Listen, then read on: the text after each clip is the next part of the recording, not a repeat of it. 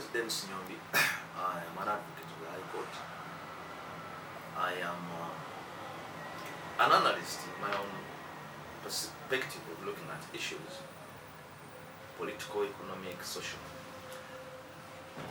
I am saddened, like many other countrymen, in regard to what happened yesterday.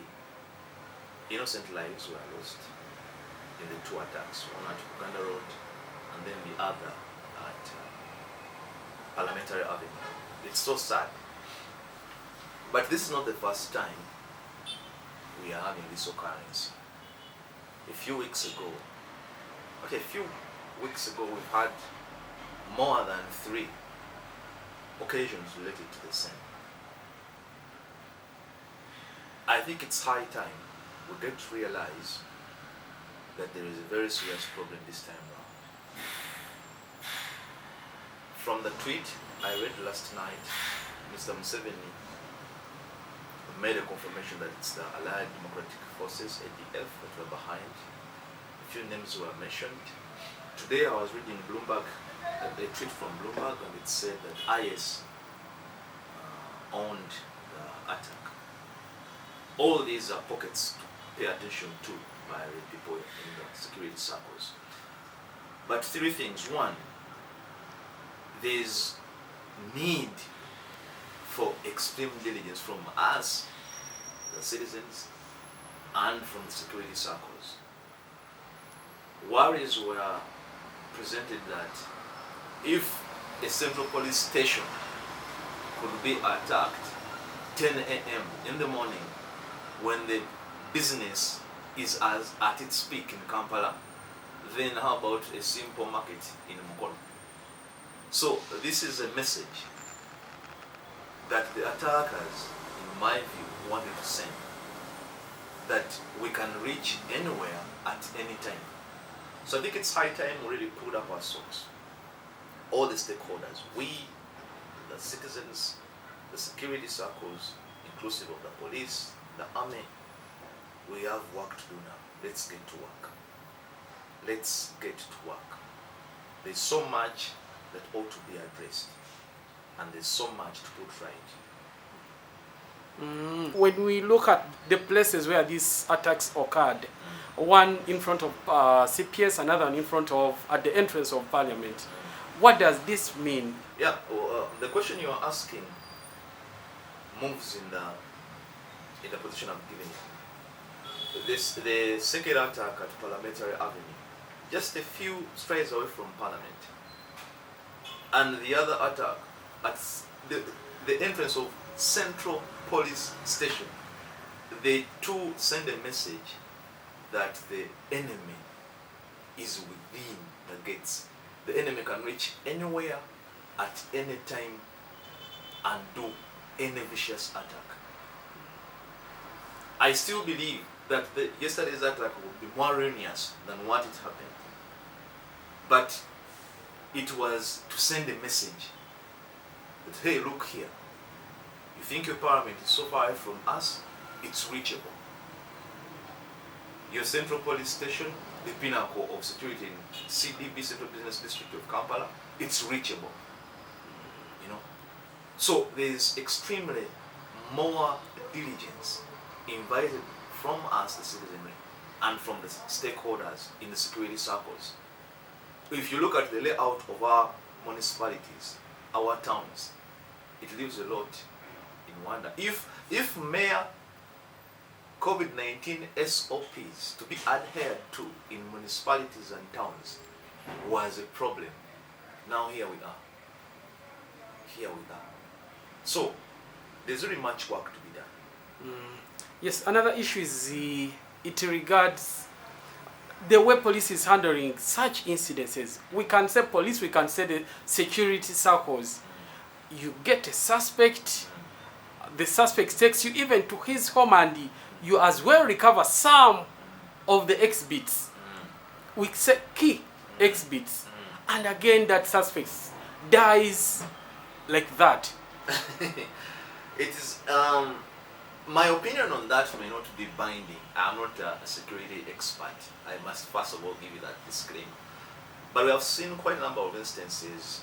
If I may take you back, you remember the instance of the killers, the attack on General Katumba Wamala, and then when we followed the reports that we were getting from Uganda police, and they ably said that they got some suspects and some were put out of action, some were trying to be resistant, statements in that regard. I want also to take you back to the lady representative of Kayunga district, Honorable Ida Nantana. She used to raise a concern of how someone was Shot dead. gotten, put down, and then in the heat of the moment the person was shot dead. Yeah, the question really raises concern, because to get to people behind such acts involves so much skills, tactics, and a sophisticated degree of investigation. Sometimes such suspects are better monitored, followed, and to gather more detailed intelligence. Yes, if you may pay attention to the security approach in some of these instances, is to put that person out of where that person is swiftly, to avoid any other extended arm of enabling them to run away, to escape. It makes sense, but we've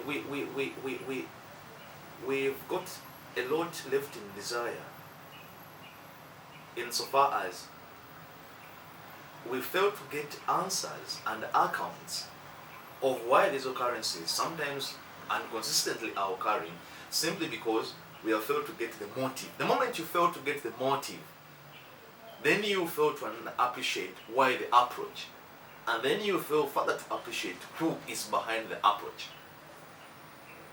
If you go back to the killings in the recent years of the Islamic clerics, the top police persons, among others, until now we don't have a clear answer as to what was the motive, simply because there is no 360 investigation that has laid a detailed report on what is the motive, and then what is the working plan, what is the blueprint of these persons and their approach. Why this approach? You understand? So some of those questions may be recipients of answers from the manner and approach of the investigation. Devoid of that, it will be the same rhetoric. Police is carrying out investigation, police is carrying out investigation, police is carrying out investigation, police is carrying out investigation. And a series of occurrences will continue alphabetically taking course. Yes, there is another case. President has concurrently complained of bail. Don't you think police is fed up of arresting and those suspects are given bail to go back and do the same? Don't you think it could be honest, however not a reason? I have not come across any historical writing or literature to the effect that depriving certain rights, like the right to apply for bail, tones down crime. I want to begin it from that angle. I don't want to begin it from the obvious, but I want to begin it from that angle. I have not come across any literature to the effect that depriving the people of certain rights, for instance the right to apply for bail, tones down crime. Where is the problem, in my humble opinion? The problem lays with the investigation. I have been in court, not once, not twice, not 3 times. I have had a chance to cross-examine investigating officers. You will be shocked. How these cases are investigated leaves a lot in question. How, for instance, the police quickly sometimes rushes to make conclusions in itself causes a miscarriage to investigations by their very own statements. In one of the killings, either it was the killing of the late Chirumira, or the letter Biriga, one of the two. Police issued this, it came out in a report and said that, you see, we even have already hits. We got a mobile phone of one of the suspects. I was shocked. First, how did you know that the mobile phone belonged to the suspect? Why would you rush to make such a conclusion? When you rush to make such conclusions, you give room to the persons who are behind these acts to either confirm that their approach is working, because you are rushing into something that you've not in an in-depth gotten information towards. So, to run to the issue of bail is to find a shortcut which is going to yield no result. There's so much to do with that bail question. But in my humble opinion, the whole bedrock rests onto an investigation. Because look at it this way. Why is bail there? The existence of bail does not necessarily mean that you are free of the charge or the case.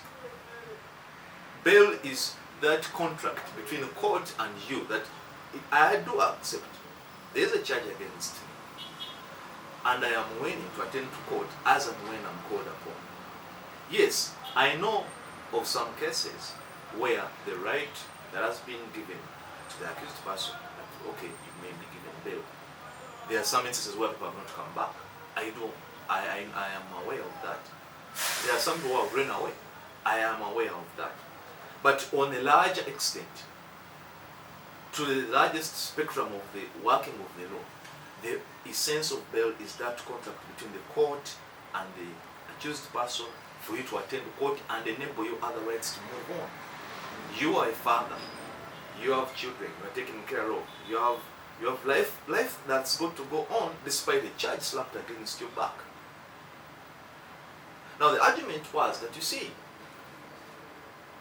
someone has lost someone. The other person is dead. And then the accused is still living. And you, the lawyers, are fighting hard to say, this person ought to get bail. But we are forgetting one thing. This person is presumed innocent until proven guilty. There is no judgment as yet slapped against this person, the accused person. That's why, if you look at our legal regime, the grounds on which you base to move court to give you bail pending appeal are distinguishable from the grounds on which you base to move court to give you bail at the first instance of the case. Because bail pending appeal comes with the presumptive means that no, you are not an innocent man. Man in this context, I mean woman as well. Already you have a judgment against your back that you killed someone, that you stole something. Alright? Now, court is looking at a person who is already convicted. There's a conviction on your name. Now you must convince it with extremely exceptional circumstances as to why you really want to go home and then have your appeal heard while you are at home instead of being in prison. The two occasions are different. So yes, the person is unaccused. Unaccused transforms from a suspect. And that's why in the name madness approach, the person is a suspect. Still evidence has to be laid against you. And that evidence, mind you, is beyond reasonable doubt. Not on a balance of probabilities, not on flimsy presentations, but beyond reasonable doubt. It's got to be proven by the state that this person indeed committed this murder, stole this item, robbed, etc. So, let's amplify the working of the state in presenting evidence. And where does it all begin from? How has the case been investigated? And how do we answer the issue of investigation? How are our police officers trained? How are they facilitated? How are they skilled? How are they trained? How are they given periodical trainings to further their skills? Let's work towards a solution of stopping police officers from carrying out land deals. A suspect is taken to the police, but behind the scenes, the officers who are handling the case and the complainant already have a few documents between themselves. Now, how are these persons going to handle this case? Thank you very much. Okay.